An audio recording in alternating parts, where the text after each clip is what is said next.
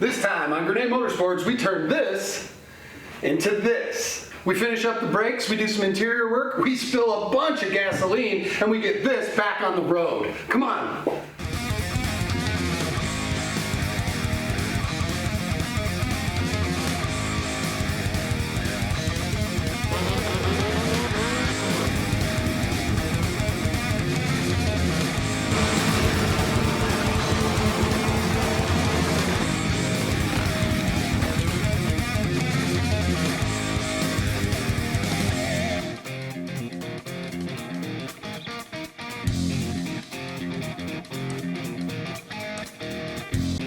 It's time to go.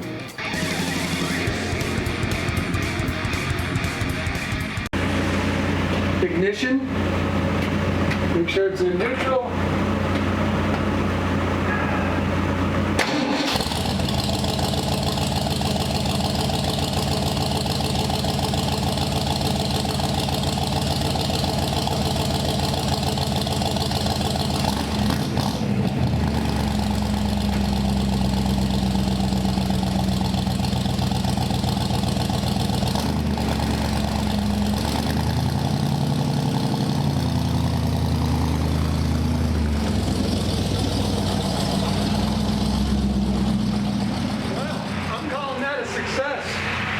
I gotta get some water in that radiator and bleed those brakes some more, but holy crap.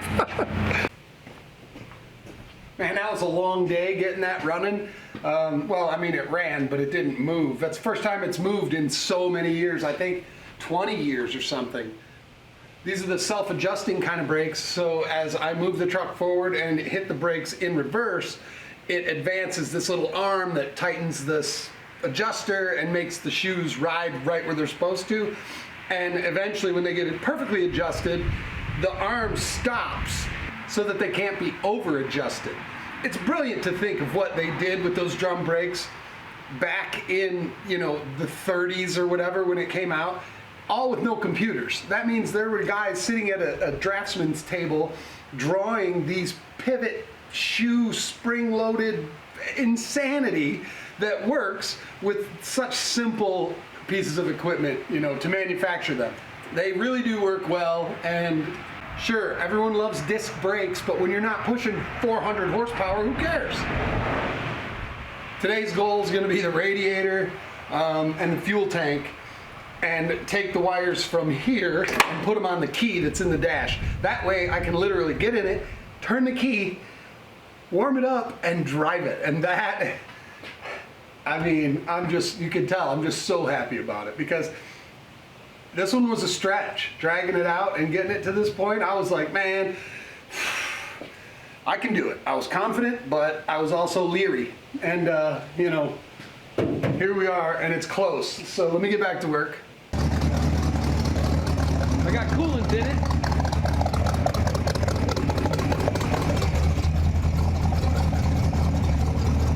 Seems like it's 170. I can't tell with this lighting. Motor sounds good.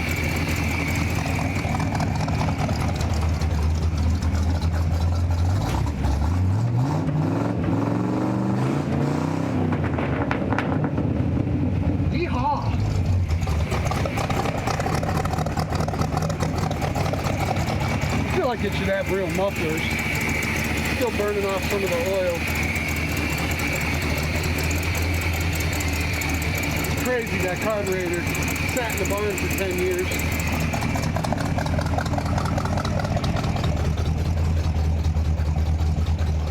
I chose this way for the tank because with the fill hole where it is, I can go through this bar here, drill a hole through it, come through and 90 into that. Then I can come this way, drill a hole right there, and end up here. Which I wasn't going to use this because obviously someone had a tank just sitting inside the bed at one time. But since it's here, and I'm redoing the floor anyway, I can come right out of there and go down through that frame section right there, and out and over to my fill hole. Then it will gravity drain in, and I don't need to cut any new holes or fill through the bed. You can just pull up like a normal vehicle with the gas hole on the side of the truck. We already know the gauge works.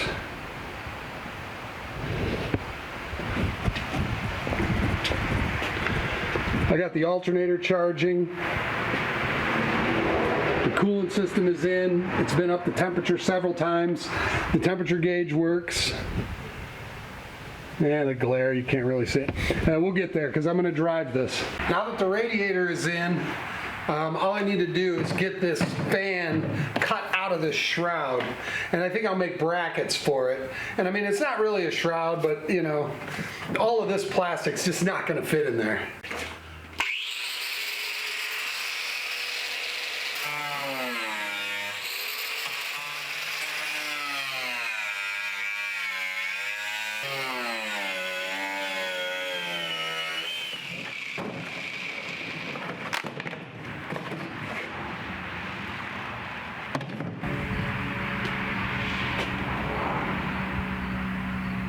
Starting to look a little different in here, isn't it? Still got all that to do. And the doors, which we're going to do the doors here in a minute.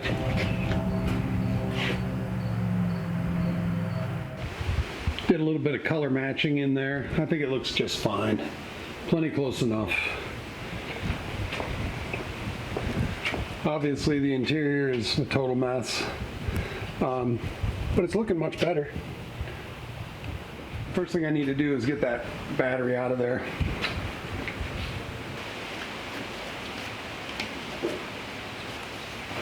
It'd be nice if I could clean up this damn engine bay, and getting the 4x4 blocks and the old BMW battery out of here would be a good place to start.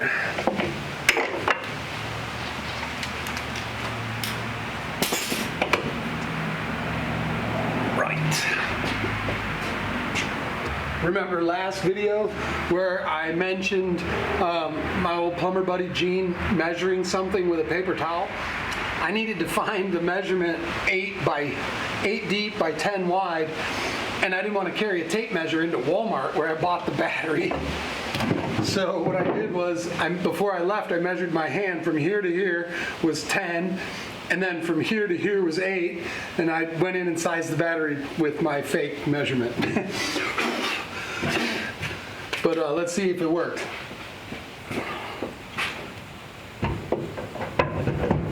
I'd call that a fit.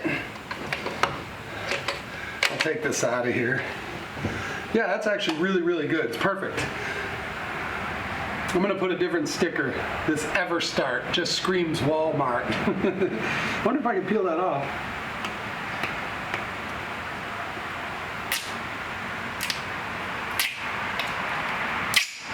Perfect.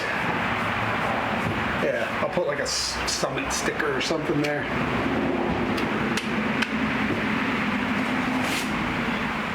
I think I finally discovered why carbureted vehicles are so popular. Basically because they're so easy to wire. There's no fuel injection, there's no wheel sensors, there's no digital gauges. It's just so simple. I mean, headlight group, taillight group, power, ignition and headlight switch. I mean, it's pretty freaking simple. Well, that's the wiring in the engine bay. That's about it. I left those old components on there because they look cool. I do have to do the lights, that's that. But I mean, there's the battery setup. It's got your grounds. It's not connected right now because I'm doing work inside, as you'll see. We actually have a glove box. Isn't that cool?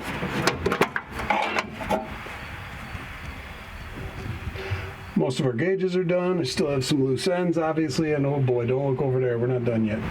A video watching someone wire a dashboard is really boring, if you ask me. I find it interesting when I'm doing it, only because it's a challenge, and I enjoy a good challenge, obviously. There's no point in explaining all this stuff to you. If you've ever wired a dash, you already know what it is. And if you've never wired a dash, chances are you're probably not gonna. I'm probably over halfway done here. I love the fact that I was able to get this glove box in. That just adds so much usability. You know, it's a nicer place to be when all of the amenities work. It will start on the key, by the way. There's more to be done, so let me get a little more completed, and then we'll check back in a second. Hang on. I'll tell you, normally I use painless, and painless wiring is really, really good. It's, you know, an industry standard. But if you ever do any of this stuff, take a look at this Quick Wire company. These books are very explanatory. They give you everything you need. But one thing they don't do is give you origination of power, direction of flow. They just assume you'll know what they're talking about. And you do, but this makes it way easier. It literally will tell you which wire, what color, where it comes from, what it goes to, then what it goes to after, rather than just sort of a blanket statement and a line diagram. So again, I'm a big fan of Quick Wire. This was the first time I've ever used one of their kits, and I will absolutely do it again. I dig it. I'm just gonna hook up this battery real quick. I love those old bronze terminal connectors. Those are old. The wires were in good shape though, so high and low beam on the floor. That's it. Everything else is done. It's all wired. Look at that, huh? Illuminated gauges. I don't know if you can tell because it's too bright in here, but that lights up. I put one bulb in it. And when you turn the key on, obviously it would start, but the tack, how cool is that tack? And over here,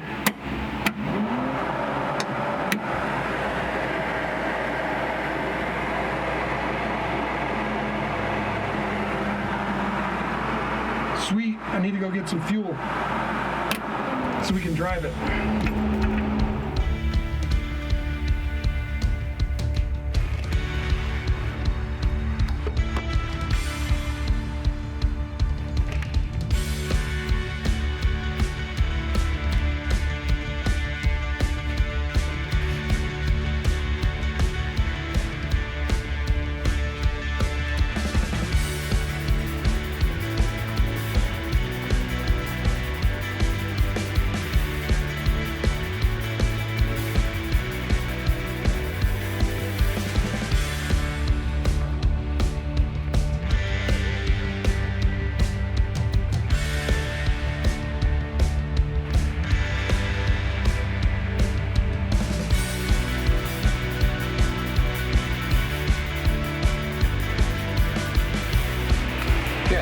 My buddy saw this and was like, dude, that's straight out of the 70s. I was like, no, it's straight out of Amazon. But this color match is going to be good when I do the two-tone door panels, which we're going to get to in a minute. Man, I've been putting them doors off because it's probably 3 days on the doors themselves. And I'll say that a couple of times, I bet.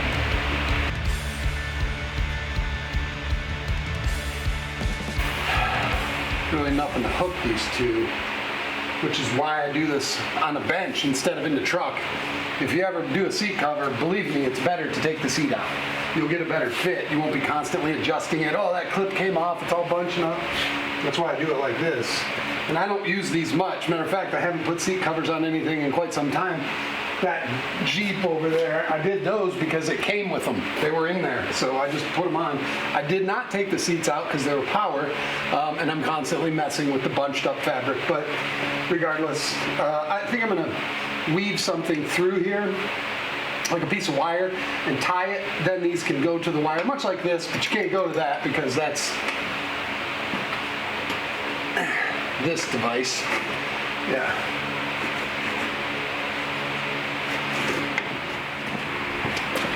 These are special rings. They're like tacks or staples that are bent in a hook. They're called hog rings. They're used for upholstery. These are so tight that I can't even get wire through them. But there's a piece of metal right here that's pretty thin. I think if I drill a hole and a hole, I'll be able to pull these into them. So rather than this, I'm just going to drill 2 holes. Yeah, I'm not even sure what they did over there, but that's what I'm going to do. I'm going to drill 2 holes in there and hook them that way. And then this, probably do the same as I did over there. There you go. Better.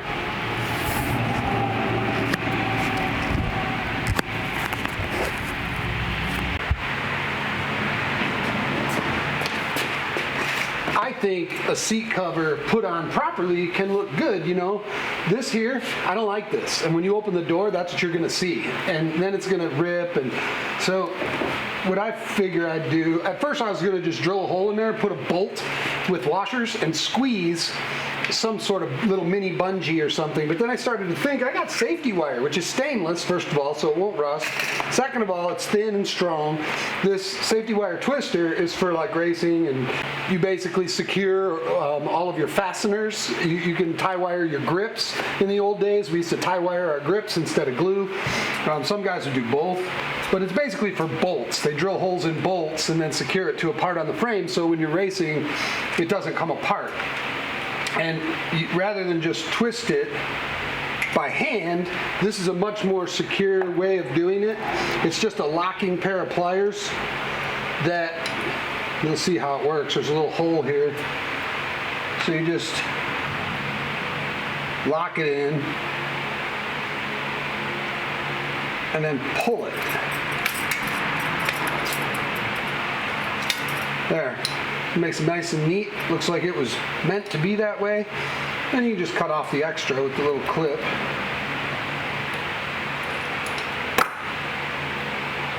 Now that's a burr for your finger, so somebody cleaning the truck or reaching under the seat could find that, and trust me, it would hurt. So rather than leave it that way, I'm going to put a little piece of tape around it, and then I'll pull it and I'll tie wire it over here. There, I got it tie wired and taped and pulled taut. Yeah, I like that a lot better. I try to do things, you know, that benefit the next guy or the long term, because oftentimes you are the next guy that has to come back. You know, either they're your friends or your family or even your customers, whatever they are, you will oftentimes be the one that has to go back and work again in that area on that thing. And if it's you, you know at least that this part of the thing is done and I don't have to worry about it. That's why I like to do things for the next guy. Now, the next guy might not assume that you're as thorough as you were, but you still, yourself, if you're back there, you know you're better off.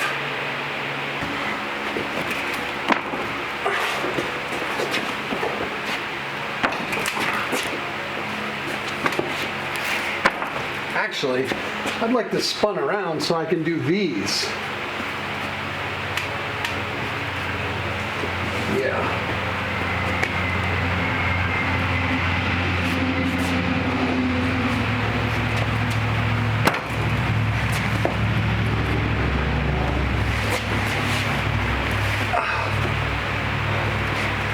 Right. Bloody well right. Cool. As the hillbillies say, way more gooder.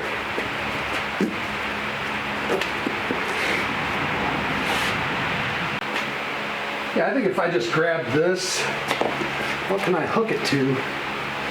You know, I might be able to take both of these and tie them together. If you tie them together taut, I think it'll look good when it's in the truck. That's where it's going to be in a minute. There you go. This might eventually wear through, but plenty good. Let's see how it looks. Let me get that tape on there now so I don't get a hole poked in my finger.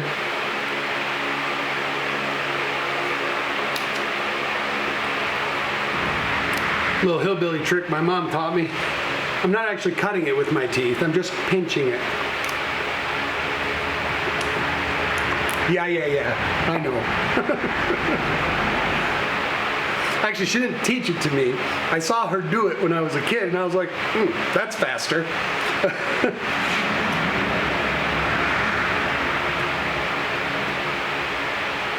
That'll be all right.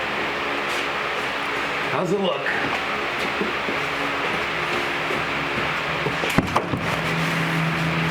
I'd say it's pretty good. Yeah, I mean, it looks nice.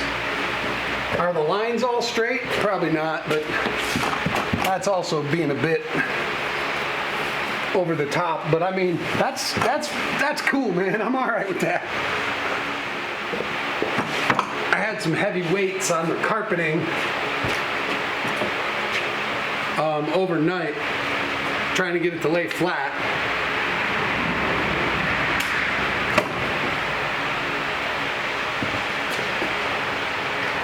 There we go. All right, here we go.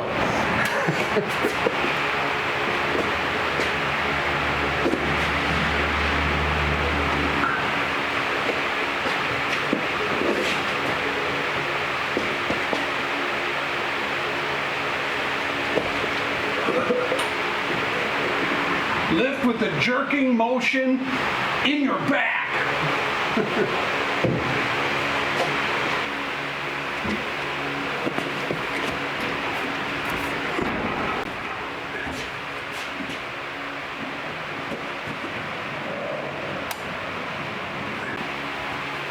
Too far. There you go. That's it. Let's try it out. Oh, that's not bad, is it? Clutch, brake, first, second, third, fourth, reverse. You got them all. You got a throttle pedal. Okay, I'm gonna get the bolts in. That's gonna be long and boring. You don't wanna watch that. And then I'm gonna start on the fuel filler. Once I connect this fuel filler to the side of the truck, I'm driving it.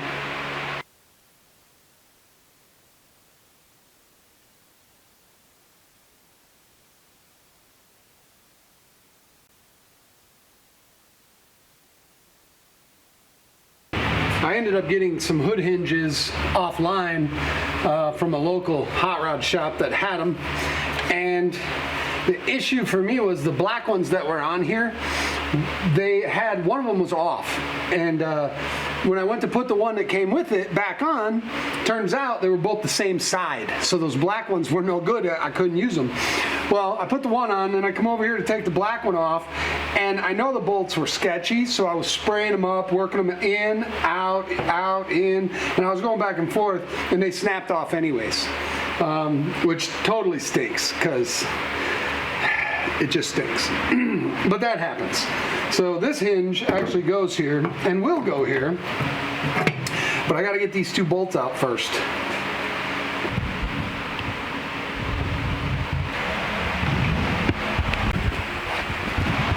I carefully ground them flat because there was enough sticking out where I could just touch it with the grinder and make it sort of flat. That way I can center punch it, and I'll center punch it, and then I'll drill progressively through it until I drill it out. And if I damage the threads that are in the body, that doesn't matter. I'll use a through bolt with a nut and a washer on the other side because I can get to that on the other side. They're flush in there, so there's nothing I can do. Plus, it's easier to work out here. So I'm going to center punch them and progressively drill at them. So let's try that.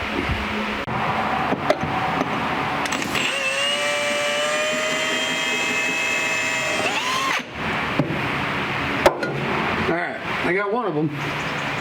Let's try it again. Same bit. Try to get it started first.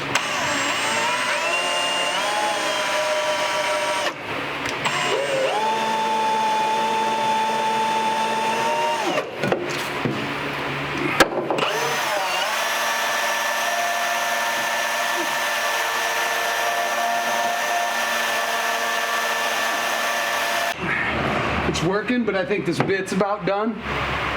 It did one bolt. These are probably, I'm gonna guess, grade 5. I don't think they're grade 8, these hood bolts, but they might be, which means they're hardened.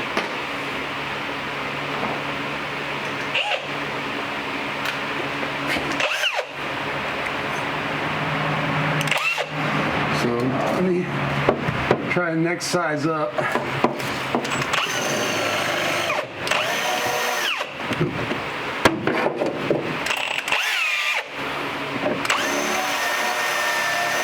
Yeah, that's a good bit.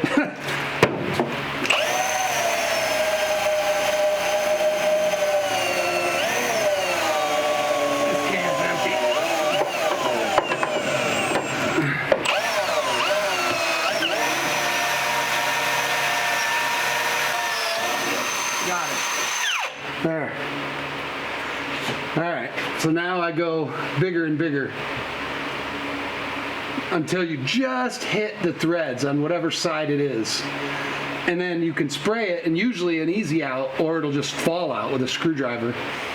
But yeah, I gotta progressively drill.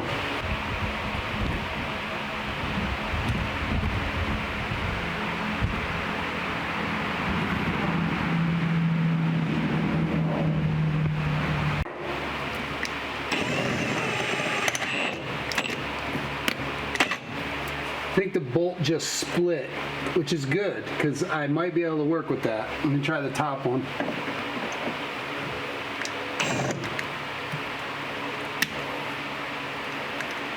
I think this one's a little too big.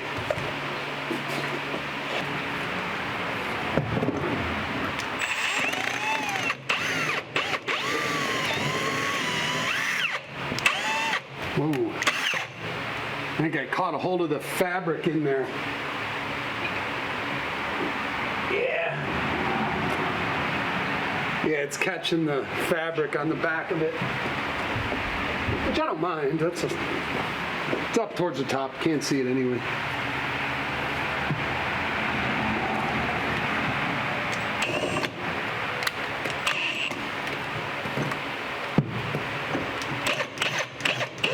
These bits are sharp.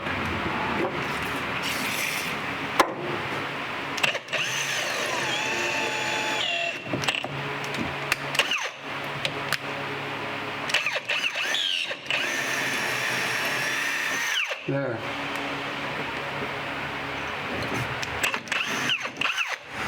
All right. So now I don't think there's much of those bolts left.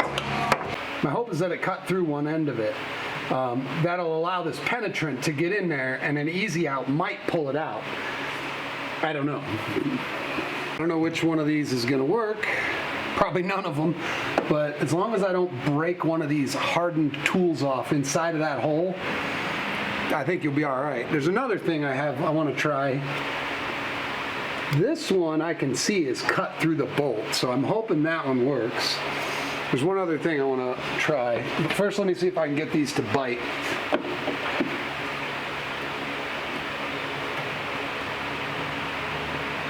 Yeah. Okay, so that'll bite. What about this one? Oof.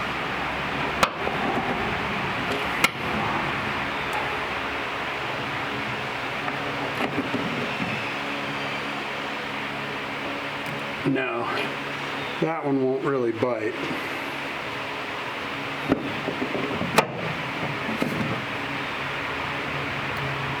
No. That's all right. This one I think I can get out. This one I'm not too sure about yet. All right, so what I've decided to do is, you can see I made it through both bolts. That bottom one's a little too far off center. But it's into the threads, and that's good. But what's better is in here. This, turn the light off, you'll be able to see it better. See those two holes right there? That's daylight. And they're very thin. They're fairly small. So I think I'm just going to drill through them and put bolts through with nuts and washers rather than try to get them out, because they're so thin. The whole thing is maybe a quarter of an inch thick. That's nothing. So I'll be better off drilling through. All right, anyways, I gotta get back to this fuel filler neck. This is easily solved, no problem there. We'll get the other hood hinge on like that. And I gotta get this filler right now because I'm ready to drive it. And there you go. Spring and hinge, spring and hinge. The bolts ended up being different, but that's okay. I ain't scared. I have the fuel filler connected to the tank, so I'm ready to pour some gas in it and try and drive it. Well, if any of the tubing leaks, it'll actually help wash all the gear oil off the floor.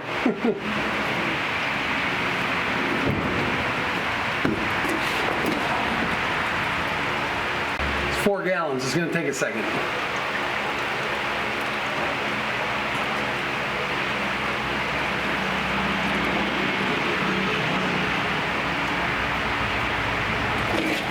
Oh boy. Oh boy. We got a problem. That's a big puddle of gas.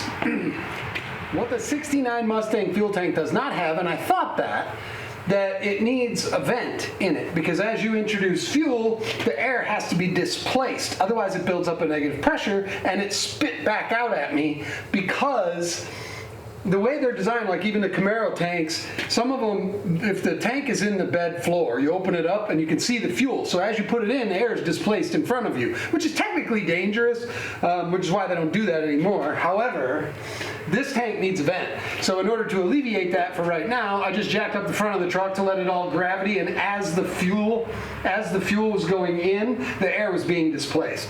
So I'll take care of that. I already know what to do. It's not a huge deal. The most important thing is, today is Wednesday. I want it to be a win Wednesday. So there's fuel in the tank. When I hit the key, the gauge should light up and tell me there's fuel in there. All the other gauges are functioning. I filled up the float bowl. So in theory, I should hit the key, it might sputter and stammer a little, and then this thing is going outside. I've got the fans on, but there's so much gas fumes in here that if I have a backfire or anything like that, we could have a serious problem. So I'm gonna push this outside and then I'll fire it up.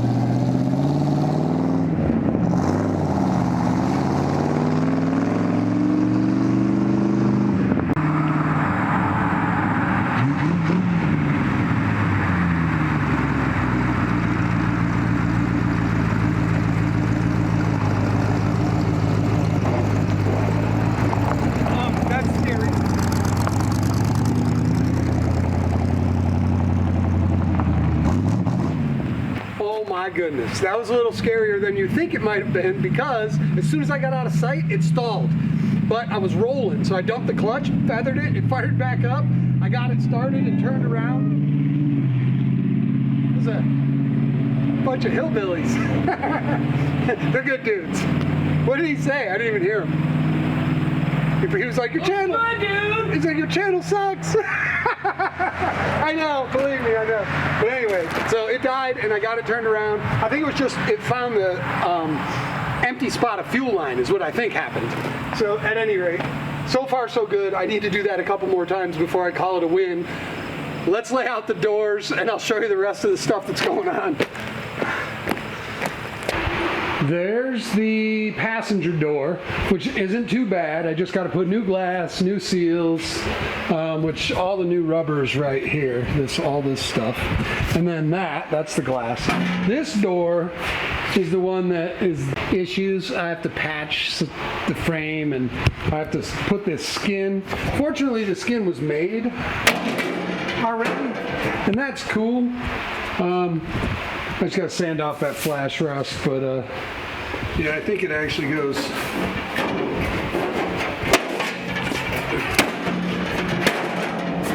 like that, give or take.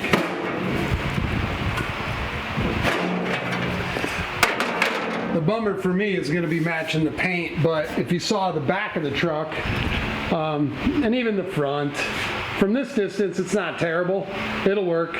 Well, it's gonna work. There's the door panels. These are gonna be black. The insides of the door frame is gonna be the same color as the interior of the truck. Some of the framework that I need to reuse.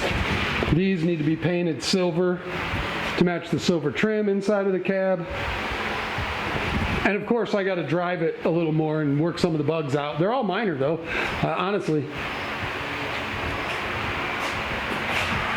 So it looks like my next week video hopefully will be a road trip in the thing, but for the most part, it's going to be some fabrication of doors, and who knows what else, because did I mention the Dodge? There's a 52 Dodge. I don't think I've mentioned that yet. Anyways, let me get back to this and I'll see you in a minute.